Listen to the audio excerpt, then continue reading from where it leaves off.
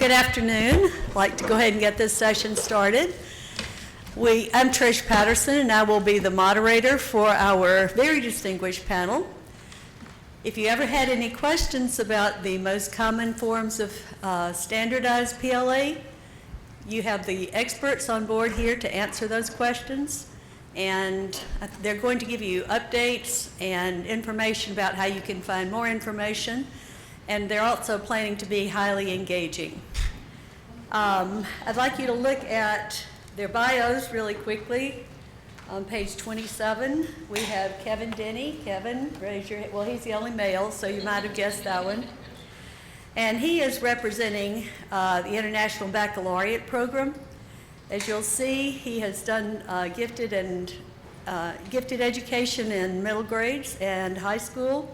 He's been an AP teacher, I believe, and an IB teacher. And he's currently the president of the Georgia IB Assessments Association. Dawn Draper-Jackson is from Dsst Dantes, which is one of the types of standardized exams that is used especially for our military members, and she is the client representative.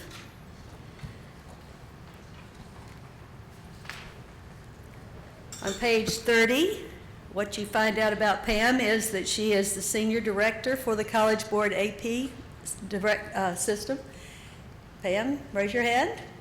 And although her bio is very short, you do get the two lovable dogs part in there. And then finally we have Suzanne Mcgirt, also with the College Board, and she is the director of the CLEP section of the College Board. So I'd like to start out by giving you a little bit of information that does not appear in the bios about the panelists. And I will start with Dawn. Dawn, raise your hand. 20 years ago or more, Dawn was an opera singer. And I have begged her to perform for us today, but she says she's retired. But if you're a really, really good audience, maybe she'll hum a bar or two. Kevin is our extrovert. He was so unnerved by having to do a public speech in 4th grade that he fainted dead away. And he says he's gotten over that. So we're hoping for a good outcome on that one. Suzanne is the world's most boring person. She does, however, make brownies. When I asked her about what kind of brownies, she said always the same kind. She also does gardening, and otherwise she's pretty boring, but I'm sure she'll be an engaging speaker. And then finally, Pam Kerouac, and there are many stories I could tell about Pam, which she told me not to tell. But she is a dropout from college. She went and lived on the beach instead of continuing her college career. A few years later, she was a working mother and went back to college and got her degree with honors. And so she is one of our adult learner success stories and comes to this work with a particular insight and a particular passion for it. So I'd like to start with Kevin, and many of you may know that the university system does have a delineated IB policy, but you may not know as very much about the ins and outs of IB. So I'm going to turn it over to Kevin now.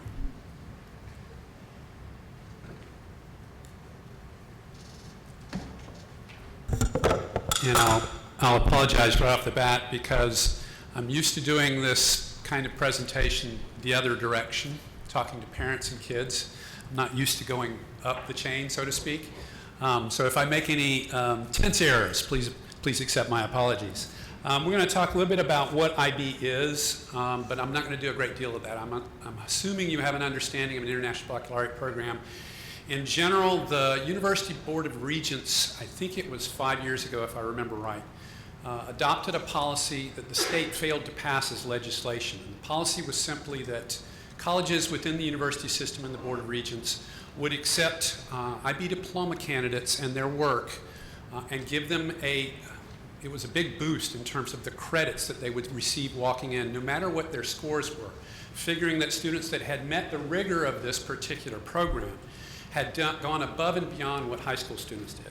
And the general practice that is in play within the Board of Regents currently is to give students in the university system of Georgia 24 hours of credit walking in the door if they have acquired the IB diploma. And I'll tell you a little bit about what diploma is in a minute. This does not include potential credits for AP coursework. This does not include potential credits for scoring even higher on some of the IB exams. So a lot of our kids coming into the program are going to get more than just the 24. It's going to depend on their individual scores on different tests, both AP and IB, because a lot of my IB students that are getting the diploma have been through a number of AP courses in the course of their high school career. There are 5 states in the nation that do this. There are a number of others that are working on legislation. Last I heard, there were 5 others that haven't passed it yet, but it was on the agenda. The states are Georgia, California, Texas, Virginia, if I remember right, and California, and Florida, excuse me. IB is a whole program, and the diploma, what they are trying to do is get students into a high rigor coursework in all the different subject areas.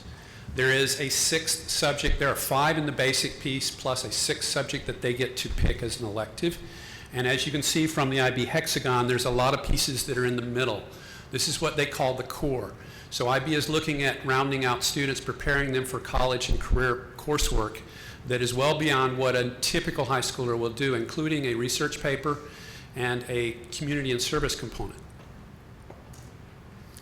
In terms of requirements, IB diploma students have to have completed at least 3 subjects at a higher level of understanding. This is extremely rigorous coursework at its maximum in terms of college. To give you one specific example, the higher math option, students that take it in high school are effectively taking one particular branch of Calculus 3 at Georgia Tech. So they're well up the path in terms of the course rigor. Other subjects are similar. Most of them that take a higher level, Spanish, French, or German, for example, are going to be very fluent in that language moving out into the communities. They also have a number of elective choices, and they take a subject called Theory of Knowledge. I didn't include all the courses. We wouldn't have space to put them in there. I'm sure AP is going to be kind of similar to me in that. We currently at my school offer 22 of them. All of the major sciences are represented. There's 3 different levels of math, including 3 options on that higher level, in addition to those 3 basic ones. There are a number of social science courses, including History of the Americas, History of Europe, Business, Psychology, Sociology, Anthropology, Politics on the global scale, and a number of other pieces that I don't even remember all of them. You have to pick and choose when you're becoming an IB school what kinds of coursework you want to offer to your students. In the core, there are 3 pieces. One's a independent study that students are put through with some guidance by mentors in terms of writing a college-level research paper. In many ways, this is what students would have written in an English lit class or a history class as a requirement to get that A in a college-level course. It's roughly 4,000 words, and it ends up taking up about 40 hours of their time outside of class. They're also required to do a community action and service component to develop their characteristics as an individual in terms of soft skills. And then the Theory of Knowledge class, which puts everything all together into one kind of lump sum. Think of it as a class that, and the kids love this course because it's a lot about debate, it's a lot about argument, it's a lot about having a discussion at a higher level on what is truth, what is knowledge, and then connecting things in different subject areas together that they have learned in their other coursework in a way to kind of show their knowledge of and understanding of. So if they're making a decision later in life on a biomedical ethics issue, and they've been told their mom needs to have a transplant with stem cells, what kinds of information do you need to know in order to make that decision? You need to know about politics, you need to know about the law, you need to know about bio studies, you need to know about longitudinal studies in medicine. So you talk about how you gather all this information, you teach the children how to do that as they move forward. So our students coming out of the diploma program are very good at conversing and making arguments, listening to someone else's presentation, and then giving a counter argument or supporting evidence to support that position themselves. And this is just kind of a summation of CAS, or Creativity, Action, and Service, the extended essay. They all groan when they hear 3,000 to 4,000 words, but by the time they finish, they're an expert in that subject and they can discuss it, and it helps get them into colleges. In terms of assessment, IB is a little different than AP in this regard, and I do teach both. I like both for different reasons. In the IB program, students are going to take assessments that are primarily written essays. They have to make arguments. They have to be able to communicate ideas and tie in information in a variety of different areas and from different subject areas to tie into their argument in terms of having proved that particular prompt. For example, in History of the Americas, my students take 6 essay tests at the end of their course. One of them's on documents and their usage.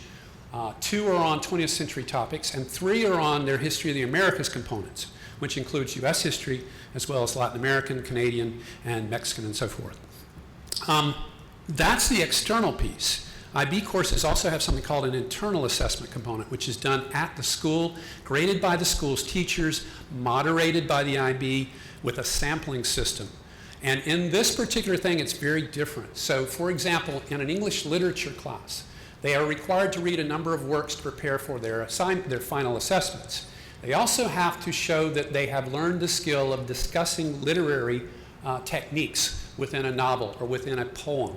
And so in their junior year in our school, they have to sit down in front of one of their teachers, draw a random sample of paper. There's 75 different ones on the table. They get 20 minutes to annotate and prepare a discussion, and then 15 minutes to discuss that, to talk about all the different literary techniques used within it. So you can see they have to learn speaking skills in addition to their literary criticism skills. In a science class, what are they going to do? Labs. Things that are related to the subject area. In biology, they're going to do a number of studies on etymology and other things. In the maths, they have to conduct a quantitative experiment that they collect data on and then write a written paper proving. So each of the subject areas has something that is asking the student to dig a little deeper, to do some independent work, and then prepare a presentation that they have to prove their point on. IB does prepare colleges for student success. In 2011, IB commissioned an external study. And in this external study, a lot of the stuff that they came out with is going to sound very familiar to my AP cohorts over there. AP did a study in 2008, if I remember right, that talked about college readiness for students coming in having taken an AP course or an IB course in high school. And this is what a couple of colleges, I have a number of different quotes I could throw at you, but they told me I only had 7 minutes. So this is just a couple of comments about what IB does in terms of preparing students for college. Most of our colleges are looking at students that are IB and suddenly their ears perk up because they know that kid is ready to do that rigor that they're going to be facing, and they're going to be successful in doing so in all probability. This is part of that study. It shows that in a 4-year degree, students having an IB diploma are much more likely to be successful in a 4-year program and even more likely in a 5-year program. If it's just 1 or 2 classes, you can see the result in 4 years. This is just taking a couple. With the diploma as a whole, it actually goes up, but we don't have the longitudinal study on it. This is a sampling of some of the college acceptance rates for IB students coming out of this same study in 2011. You can see that Florida loves IB students. Goes from 42% regular acceptance rate to an 82% for those coming to the University of Florida. The university systems in Georgia are very similar. I can't remember the last time one of my IB diploma seniors did not get accepted to the University of Georgia. Georgia Tech is very weird. I won't talk about Georgia Tech. Here's some more, including a few Ivy Leagues. Yale goes from 7% normal to 18% for IB students. So you can see that universities are looking a little bit more rigorously and interestedly at IB students. Lastly, to kind of segue into my AP cohort over there, my parents always ask me one question when I have presentations on what is IB. And we do this every year right in November so they can start thinking about it before registration. What is the difference between AP and IB? In truth, many ways, they're not much difference. They're both high rigor coursework designed to get students ready for the rigor of college. There are some things they have in common. They have that quality point that the student earns for their GPA, which is a big boost for parents when they're looking at getting into these colleges and getting their child up above the norm. Another one is potential college credit. This saves them a little money going off to the colleges because the student can start into the upper coursework a lot sooner. This is something that's both AP and IB. I've already mentioned one of the big differences, and that's internal assessment components. External assessment components, both AP and IB are going to have students sit down at the end of their year of studies and do an actual written test on it. AP has a multiple choice component and several essays. IB, most of them have only essays. There's a few, like the sciences, that have a multiple choice component as well. And I will invite my AP colleague to come on up and pick up from where I left off. I'm going to stay right here. I'm not lazy. Really.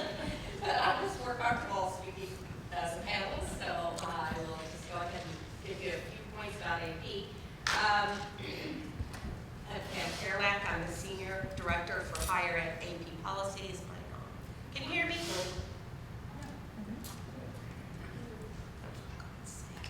Hello? Yeah? Okay. I know you all know about the Advanced Placement Program.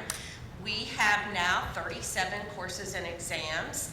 And actually this fall, 2014, we are introducing 4 new courses and exams to the AP suite. They will include Physics 1 and Physics 2, 2 full-year algebra-based physics courses and exams. They are actually replacing Physics B. So if you haven't had a chance to get the curriculum from Advances in AP, you can check with me, contact me. I'm happy to share with you the PDF and the website with all the great materials that you'll want your faculty to review. We believe that in that decision to retire Physics B, that we are allowing those students to have 2 full years of experience to really have a much more in-depth understanding of content. Because what we knew is that AP students who were entering Physics B probably never had any physics ever before in high school. Oftentimes an AP bio student will have had an intro bio, but AP Physics B students were just coming in and having to take on the world of content. So we recognized that the students were trying to cover so much, which was, in looking back, which was really an enormous task for both the teacher and the students. So now we have split that content, and you'll see when you review or your faculty review the materials that the content for Physics 1 should align with what you would see in a first semester physics sequence, and the content in Physics 2 should align with the content in a second semester sequence at the college level. For the most part, most of the states and the institutions that we've been working with to review this are in complete alignment with this recommendation. If you have not heard of this or had your faculty review, I encourage you to do so. The students will begin taking Physics 1 and 2 this fall. So you may very well have students sending scores transcripts to you after they test in May next year. So you want to make sure that's adjusted in your credit policy on your website or in your course catalogs. The other 2 courses that we have will be launching will be AP Seminar and AP Research. Those 2 new courses are part of the new AP Capstone program. So that AP Capstone program launches this fall. We're very, very excited about it. We've piloted the program for the last 2 years. We realized from higher ed feedback and criticism that often AP students were coming out of their secondary experience having had these very rigorous subject-specific courses, but not having had that platform to integrate the knowledge and skills from all of those courses. And we firmly believe that we need to have that year-long course that helps students to develop their critical inquiry skills, to develop a strong sense of information literacy, and to be able to collaborate and integrate the knowledge they have across the curriculum. Not just from the STEM areas, not just all smushed up in the arts areas, but any student who is in art history, AP Lit, AP Statistics, and AP Chemistry should be able to bring the knowledge and skills that they have acquired through those AP experiences and to collaborate and integrate that knowledge and skills around themes and topics that are introduced in the seminar course. Those students then have assignments in which obviously the teachers are involved using rubrics to assess students' learning in those areas. And in the end, they will sit for a 3-hour assessment, all essay, in May 15, and they will be getting scores of 1 through 5, just like any other AP. The senior research course is the AP Capstone Research Project, and each of those students in that course will pursue their own individual research projects. The curriculum is very advanced. We are expecting that students, first of all, identify a research question, which is no easy task. And as they work through that, they are the teacher is facilitating and helping that student to pace their quantitative or qualitative design. And then we are working with a number of mentors from the business community as well as faculty from higher ed institutions who will help mentor that student who has a particular interest in a subject or a content area in which the AP teacher of that research course may not have an expertise. So that is such an exciting, innovative program that we are launching this fall. We encourage you to take a look at the AP Capstone brochures that we have at both tables where the candy are. And if you want more information about the exact curriculum information, I have a lot to share for you. In addition, I wanted to talk about standard setting. So I know a lot of folks say, well, I don't even know what these scores mean. 1, 2, 3, 4, 5, what does that mean? I don't know. And what do? You base the evidence of whether or not a student can earn credit at your institution based on those scores. So in the AP program, we've had a very long history of conducting comparability studies. And some of you or your institutions may have been involved in those studies. And what we do is we seed items from AP exams and AP curriculum with higher ed faculty who teach introductory courses. So those higher ed faculty feed back to us at the end of the year how well their students who took intro bio or chemistry, how well those students did on the AP items. And that tells us what a C student, a B student, and an A student should be able to know and do. That begins the process of standard setting.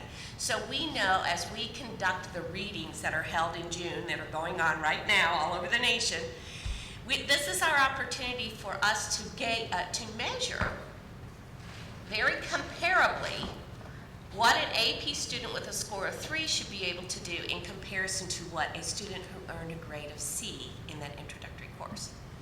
So as you hear me speak, one of the key differences between AP and IB is that AP is very, very focused on a course match model. Our development of our curriculum includes higher ed faculty who teach those introductory courses. So they are continually letting us know this is very similar to what we're teaching. This is very similar to the learning objectives that we expect of our students taking our courses. So because we operate with that course match model in mind, we don't really run into opportunities where students just get blocks of elective credit. And that can sometimes be problematic when we're looking at college completion rates and whether or not the students are accumulating a whole bunch of excess credit hours. So we're very sensitive to that and want to make sure that when your faculty review AP, that they're really looking for that alignment and that curriculum mapping to the courses that they're teaching. And finally, we have done a lot of research, actually a lot in the last 2 or 3 years, mostly on AP placement validity. And in that placement validity study, we compare how well AP students do in the sequent course. So English 2, or Biology 2, or Chemistry 2, the second course, to the students who took the introductory course at the institution. And in all studies that have been done over the years and up until this year, we continue to confirm and reaffirm that AP students who score 3 or higher perform as well or better than the students who took the introductory course on the campus. So if you have questions or your faculty have questions, we can assist. We have an Asus program that is a placement validity data exchange with the college board and your students on your campus. That is a service we offer for free. It's a way that if your faculty are really struggling to say, gosh, I don't know, I keep hearing the faculty say, these kids they're already, they can't do anything. Well, really, let's look. Let's really study and see, comparing the data, how well AP students with scores in 3 or higher actually do perform in the second course. And the other research that we've just most recently released in 2014 is a comparison of where students are, how students are pacing themselves far above any other student in college completion in 4 years. Yes, folks, let's get back to a 4-year completion rate. 6-year rate, not so acceptable anymore. So what we've done is looked at thousands of students across the nation who are earning credit for scores of 3 and higher, and still not finishing quickly, not speeding up and getting out in 3 years, but finishing in 4 years. Using that credit, maximizing that credit wisely to explore double majors and minors. So I encourage you as we go through the rest of this next 2 days, if you have questions about AP, please feel free to come up and ask me. I'll be at the reception, and I'll be hanging out for the next 2 days. So thank you for letting me get on my AP soapbox. Thanks. I want to stop it here for a minute and give you an opportunity for questions, because I guess in a sense, IB and AP are somewhat, because they're delivered at the secondary level, a little bit similar. One of the things I should have perhaps mentioned at the beginning is why we're talking about AP and IB at an adult learning conference.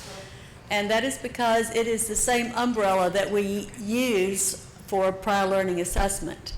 So this is a different kind of prior learning assessment. It has perhaps a wider range of acceptability. And so as you're listening to the panel, what I'd like you to be thinking about is, how are these types of PLA, AP, and IB similar to or different from the CLEP and the DSST that we'll be talking about also, and looking at the rigor, the types of coursework that might be available, the assessment methods, the research that backs it, and those sorts of issues. So, any questions for Pam or Kevin?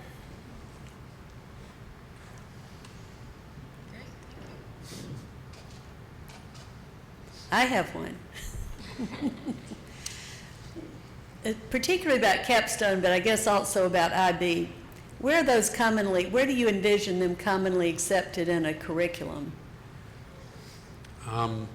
Capstone is similar to the theory of knowledge class in many ways, I think.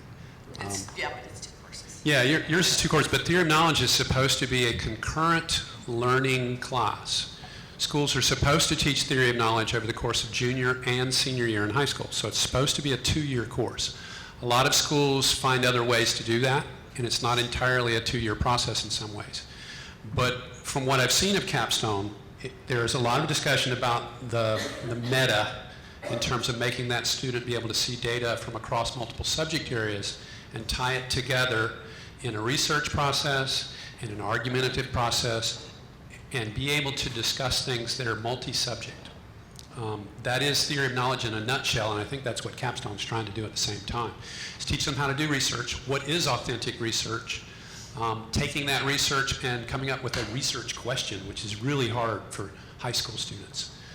And then getting them to focus on it, to develop the data, and answer that question that they have posed, providing reliable and valid sources to do so.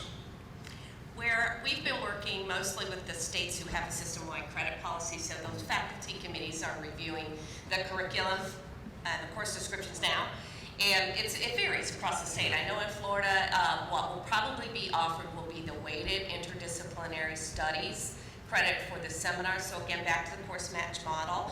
We don't want to just throw a bunch of electives at these students. They have worked really hard. While a lot of colleges and universities don't offer courses like this, I have so many colleges and universities now who say they do want to. So the consensus is for Florida that there's probably going to be interdisciplinary studies for seminar, and it will be a special topics and research, which is part of their common course numbering and statewide course classification system. Other states like Kentucky will probably align their course Human Communications to seminar, and then a research course to the research. So it varies. In California State University system, it will be they have a course called Critical Thinking, and so that will be tagged to the seminar. So it's going to vary. It'll vary obviously in Georgia according to what you might offer that seems like a corresponding course. Yeah. A lot of colleges have different ideas about what that core capstone piece should be, and a lot of it falls into the research side, study skills side. It really varies from one school to another. Okay, thank you. Question? Given the circumstances, what it takes for say a college student to get a master's degree with advisors, with readers, and a construct of all of the undercurrents that makes a very good research, how can you guarantee, or maybe with the IB program, how do you guarantee that the advisors, the construct, and or the resources are going to be able for any student to have that type of experience that you just described? Are you talking about in terms of our core mechanic of the research project, the extended essay? The capstone. And the capstone piece, as far as looking at whether the student in high school has accomplished the same task that they would have done in college, we try to get them to focus on something that they have an interest in, because we know that they'll tend to be more focused for a longer period of time on such a topic. We also try to point them in directions that might be where they're heading as far as studies, although that doesn't always work out. Then we look at who among our staff is capable of mentoring that process. Exactly. If there's not someone, like for example, this year I had a student that was, oh man, this kid was so math guru that he was beyond our upper level calculus lady. And she's really bright. So we were struggling. He wanted to write a math extended essay, and we didn't know how to advise him on that. We ended up talking to, and had him talk to, somebody at Georgia Tech, and I think he actually talked to somebody at Fordham, if I remember right. So we did some alternative things to make sure he had good advice. I'm very interested in finding out what the score is that he's going to get, because I've never seen a math extended essay before. I get this question all the time. Yeah. Because the question, and I get it, how can perhaps an AP teacher with just a baccalaureate degree be prepared to teach students how to write a good research paper, maybe not ever having developed their own research in undergraduate or graduate work? And so in the process of teacher selection, the principals are advised to carefully select a teacher who will teach this course, who has had that level of experience with their own research in either undergraduate or graduate work. The teachers in the AP Capstone program are required for training. So we are, that it's not just APSI anymore. These teachers are required to undergo very transformative teacher training. So that is a big piece of preparing. These teachers have to kind of corral all of these individual students who are pursuing topics of interest that can be very different. So our nature is for schools where they have those resources within their within their high school faculty, willing to do that level of mentorship, have at it. So you're suggesting that, let's say, 30 students in the class at the capstone with 30 individual interests, one faculty member, or let's say two, let's say they're 15 to 1 ratio, and you've got 3 advisees to manage. That's pretty. That would be a heavy load. Thankfully, we don't have 30 in the AP research. I'm hoping we may someday, but right now they're hovering around 20. But so what has happened is that in that pilot, we soon realized that it's tapping high school teachers to do a lot. And so many of the pilot schools have pursued mentors outside of the high school community. Most of them are higher ed faculty serving in honors colleges. A number of them are from the community, like Google. Places that seem to really have a social mission to support education and this kind of education. I think we will struggle, though. You bring up a good point. We've been in discussions. I think we'll struggle to really be able to monitor that mentor bank, because I really want to make sure the selection, the screening of mentors is appropriate. I just had a big meeting at UC Berkeley last Friday. We really want to do this right. So you bring up a really good point. We do the same. We're very particular about who we seek out as a mentor, and we try to get like business partners that are with the school to work with us if they have someone with an expertise in business, for example, or if someone has an expertise in finance and the kid's doing a finance paper. It's not always easy. The realities of a public school system, a lot of systems have to give a teacher 3 and in some cases 4 mentees for this process. We try to figure ways to make it possible for that student to give them some extra success, at least into getting the initial piece started. In specific classes where we have teachers that know what the general purpose is, what the specific goal is, know how to teach them how to write a research question, for example, we do in an English class. We have them do some practice activities with that, and then they attack a research question in their subject with their mentor as part of the activity. You can't be perfect, but in this best we can, we're looking for experts that can help guide them in terms of, okay, I made a wrong turn in my research. What do you need to do? Where can you go to find more information? So a guidance kind of process in that. And it's not, this for IB, I don't know how much the capstone is going to follow this and research is going to follow it in AP. For IB, the students are supposed to be doing a lot of this on their own. It's supposed to be 40 hours for IB for the extended essay of their own research time, some of which is supposed to be roughly 2 hours of contact time with a mentor, sometimes more. Does that help answer the question? All right, thank you. So Suzanne, you want to tell us about CLEP, and would you like the podium, or you would like to? We are. We decided no PowerPoints if we didn't have to do a PowerPoint. The college level examination program is that other test of the College Board. So I think most people have a fairly broad familiarity with advanced placement programs, but a lot of people do not have general experience with the CLEP program. So I'm going to do the first poll of our audience and find out, has anybody in this room actually taken a CLEP exam themselves, other than Pam? Okay, so we got a couple of CLEPers in the room. I won't ask any scores. I won't ask what credits you earned. I just was curious.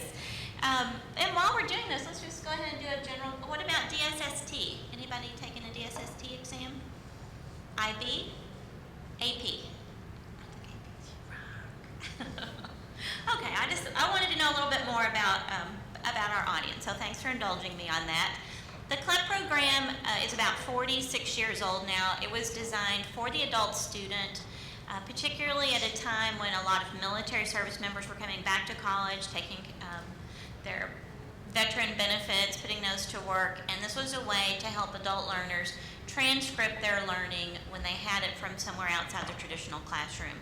Today, the mission of the college level examination program has greatly expanded, but still about 50% of our test takers are age 23 and older. And I know that the definition of an adult student can vary quite a bit, but just to put it in those terms, 50% of our test takers are age 22 and younger, and 50% of our test takers are 23 and older.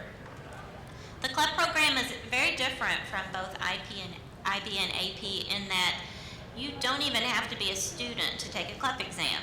So it can be an entry point for an adult learner who just wants to test the waters to see if they have what it takes in this one little capacity to see if they would be a college person.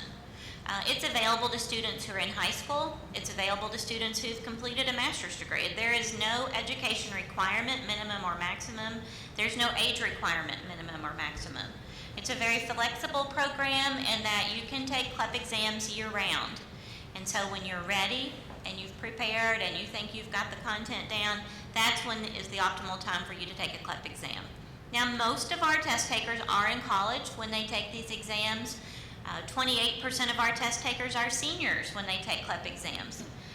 CLEP is particularly geared towards earning credit for freshman and sophomore level courses. So you can imagine that combination of freshman and sophomore level coursework and seniors taking CLEP exams, and you can hear that conversation in your head of, what do you mean I still need 3 hours to graduate? I've got a job lined up, I've got my grandparents coming in, I need those credits to graduate. But that's not the summation of what CLEP is for. CLEP is something that we're seeing more and more students strategically plan around state policies. There's not a state policy in Georgia around CLEP exams, but you are surrounded somewhat by CLEP exam states. Florida has a very long-standing policy, very well utilized. Kentucky and Tennessee both have relatively new CLEP policies, along with other policies, but it's something that students are now very much focused on taking advantage of what tools they have. And I think that all of us would agree that the success of one of our tests can breed success for the other person's test. I don't feel like we're competitors up here in any capacity. CLEP might not be right, but DSST might be. IB might not be right, but AP might be. And when students start to learn about these opportunities and they start to chat with their friends and their parents and their counselors, they tend to find the niche that works for them. Perhaps students go to a high school that doesn't have an opportunity for students to do either AP or IB. There are a lot of high schools out there that do not have the resources to offer these in the high school. So when students get to college, they could be a particularly strong candidate for taking CLEP or for taking a DSST exam. Students are typically looking to find a test center where they can take a CLEP exam. That's one of the key factors with the CLEP exam, is it can only be offered at an official test center. You have to make an appointment, you go take the test, it's on computer, you get a score right away. Just some of the functionality around a CLEP exam, it's scored on a scale of 20 to 80. Typically, 50 is considered a passing score if you follow the American Council on Education recommendations. All CLEP exams are fully accredited by ACE, something that we're very proud of and work very hard to maintain. And this is something that when you seek help from someone like me, sometimes, Pam used to do this in the past. If you need help at your institution with trying to figure out what a good CLEP policy would be, what's going to work for your institution, that's a good place to start looking, is what are the ACE recommendations. The CLEP exams are available in a variety of different subjects. Many of those overlap with AP exams. AP tends to have an art niche where we have a business niche, and a lot of overlap in the general education areas. So they can serve students very well in terms of getting credits that count. It can be a very good resource for your veteran students, and you'll see many times that your military service members who come to your campuses will have CLEP credit. We have a partnership with the Department of Defense through the Dsst program. So while students are active duty, they're able to take their CLEP exams for free. All 33 CLEP exams are available at no charge for active duty military service members the first time they take a CLEP exam. If they have to retest, that's on their own dime. But if they take it the first time, they don't have an out-of-pocket expense for that. So it can be very crucial to helping your veteran students when they get to your campus to make sure that you have a solid CLEP policy in place so that they're getting something beyond just elective credit. Thinking beyond just these specifics, I do want to talk a little bit about CLEP testing specifically in Georgia. Now, I did mention that there is not a statewide policy in Georgia, but last year Georgia led the country in the volume increase in the number of CLEP exams that were administered. So not the overall increase in CLEP exams, but the percentage increase. And a lot of that has to do with the initiatives around transcripting PLA in Georgia and making sure that you're meeting your goals that have been established through your governor's office. We're very glad to support that work. I've done a series of workshops in Georgia for the last couple of years, and I'm glad to engage more conversations on your campus if you want to explore offering a different type of credit for CLEP exams or expanding the opportunities that you have for students through CLEP exams. We have information available on our website that allows you to get a deeper look at the content of a CLEP exam. You can also see a full practice test there, so you can know what type of items are available on each of the 33 exams. You can find out the percentage of content that's available in a biology exam or a chemistry exam or a Spanish exam. And you're able to kind of drill down and see if that content matches what is available in your freshman and sophomore level courses. We try to keep CLEP exams very pertinent in the freshman and sophomore level courses by doing faculty surveys, and we work very diligently to create items that are pertinent to that subject area and very relevant in today's classroom. It's just as important for us to find out what's new to a curriculum as it is to make sure that we drop off items that are no longer out there in the general world of these classes.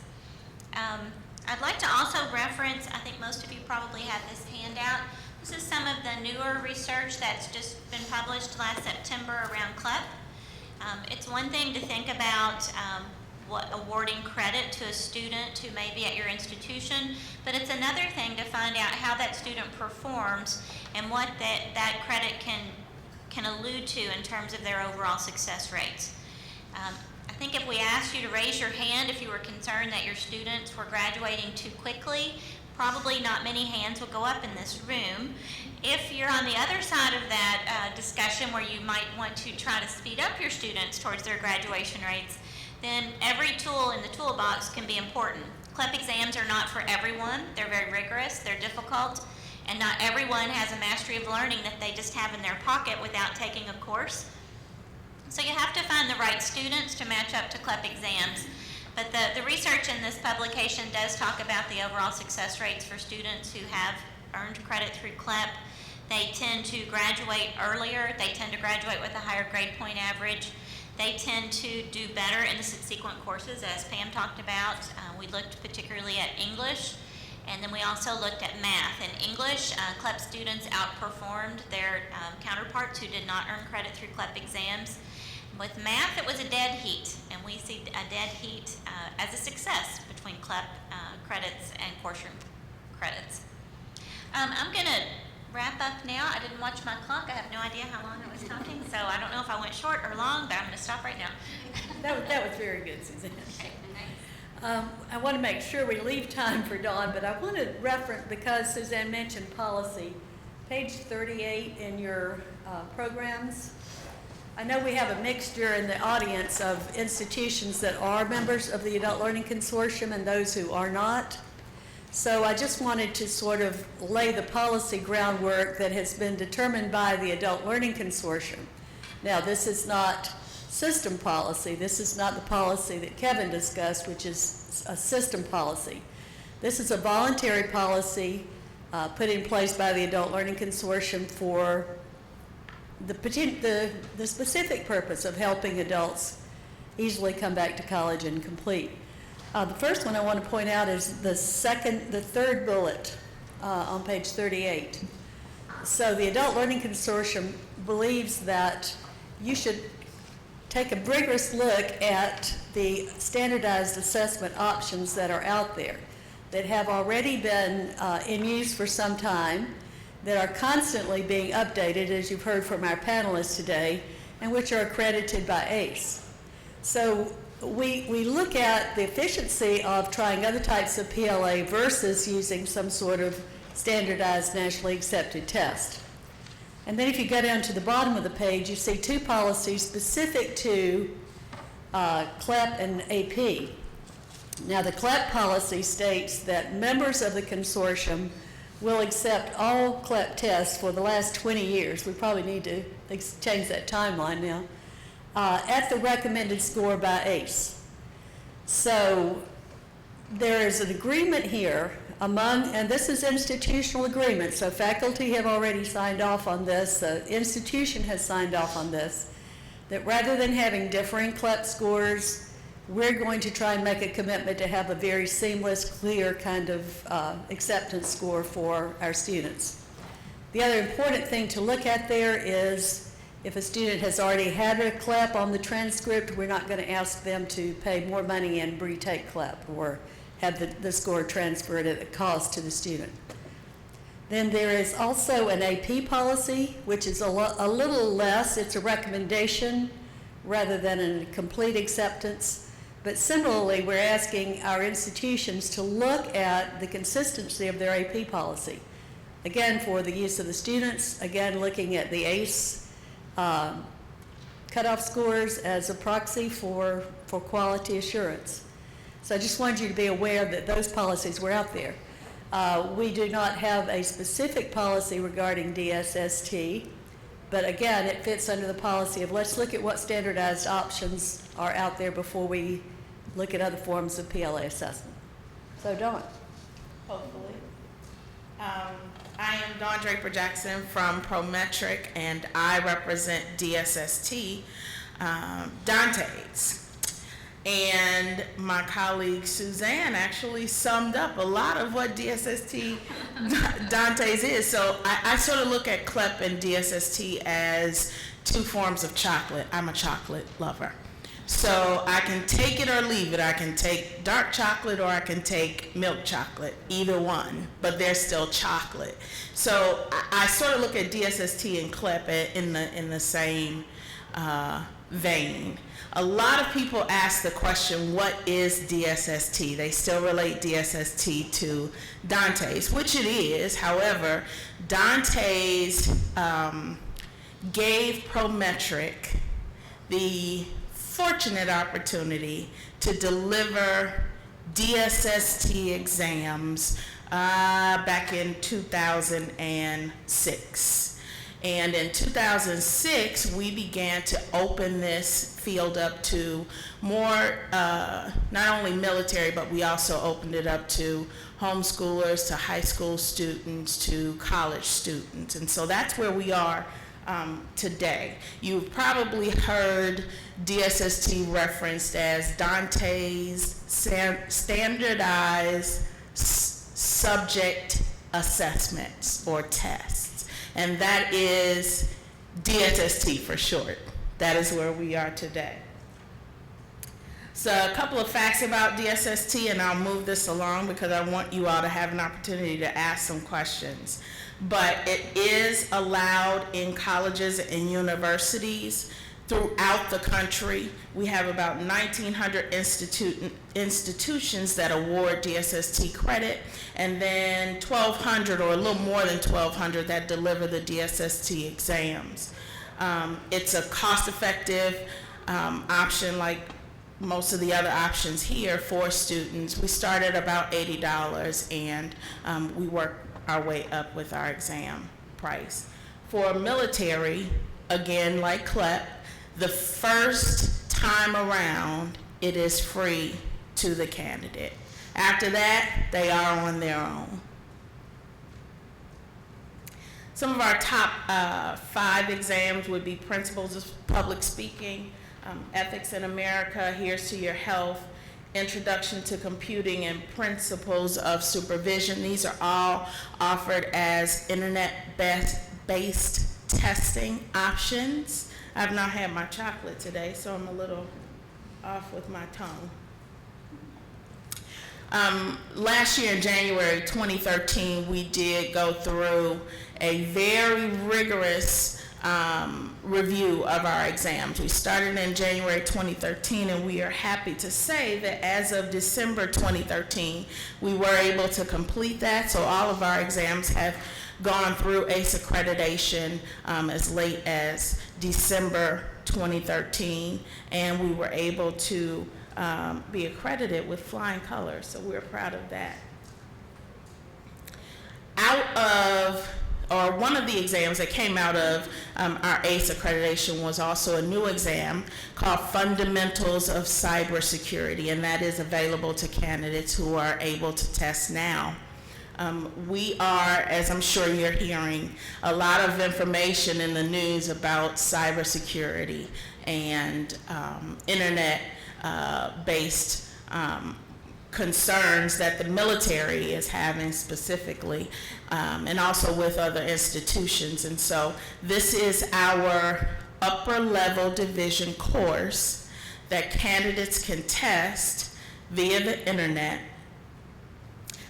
We worked with a lot of subject matter experts to develop the test questions, and so far we believe that we are a bit ahead of what is being asked of the industry. We are finding that a lot of universities and colleges are using this as an assessment tool for military students who are coming back into the college and university realm. We call getcollegecredit.com your toolbox. And so in your toolbox, you have information for test takers, you have your list of accepting institutions, the test centers. There is a mobile-friendly interface, which I will talk about soon.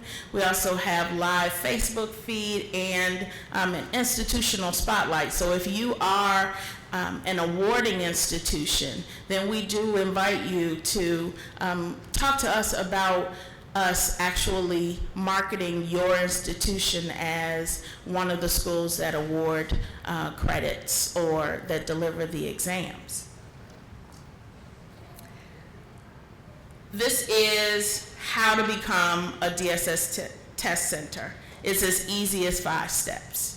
It really is. And all of this information is also located on getcollegecredit.com. If you have any inkling, if you will, of becoming a DSST test center, you have the opportunity to look at all of that information via getcollegecredit.com. If you believe that you are a military-friendly institution, which I believe all of you are, then you can also find that information on getcollegecredit.com. This is some of the free marketing information we have available to those of you who deliver exams or want to deliver exams. We also launched on Monday a DSST mobile app. And so a candidate who is interested in taking examinations, they can go onto this mobile app and they can take practice exams. We have about 30 exams that we deliver now. Candidates can go in and they can take these practice exams. They can sign up using their email address and name. And it's available in the Google App Store. I encourage you, if you have the opportunity while you're here, to log on to the Google Store and download the app. Very simple, no cost to you, no cost to the students to do so. We also deliver webinars quarterly, and I think sometimes we participate with CLEP as well. But we are looking to deliver a webinar for those of you who are participating here in this conference. If you have any interest, there will be information available through Trish for the next webinar that's coming up, but we can dive deeper into DSST and talk more about how to get involved with either delivering the exams or accepting the credit for the exams. And then again, getcollegecredit.com, that is our toolkit. If you have any questions about exams being delivered, if you have any questions about how to deliver the exams, if you have any questions about the institutions that are currently awarding credit within your vicinity, or questions regarding how military candidates are able to take advantage of the free exams or free offerings that are available through Dante's, getcollegecredit.com is where we ask you to go and find all of your information. Thank you.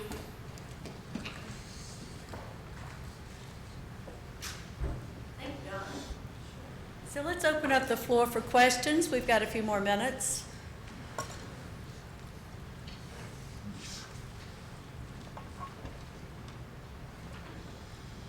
Once again, I came prepared with one. Does anyone else want to ask one first? I guess I'm curious, using both Suzanne and Dawn's analogy, well, Dawn's analogy of the chocolate, how would you advise a student of which of these two options might be best for them? I think the first step is to look at the exam titles. There's some crossover with the SST and CLEP, but not as much as you might think. And also, CLEP credit tends to be freshman and sophomore level credit, whereas DSST can be upper division as well. And so it really depends on what subject the student has mastery of and what kind of credit they need.